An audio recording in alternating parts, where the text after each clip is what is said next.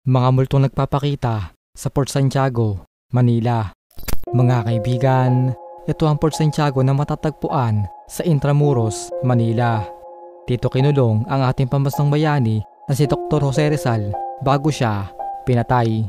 Dito rin naganap ang ilang mga torture at pagpatay sa mga Pilipino noong ikalawang digmaang pandaigdig.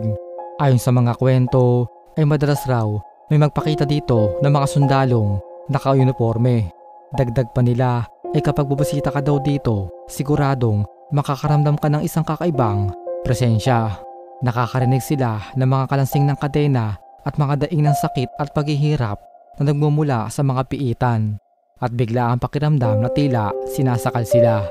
Isa sa mga kilalang atraksyon dito ay ang dungeon. Dito natagpuan ang mga bangkay ng mga biktima ng mga Hapones at karamihan ay mga Pilipinong sibilyan at sundalo. Dahil sa madilim na itong kasaysayan, naging bahagi na ito ng misteryo at kababalagan.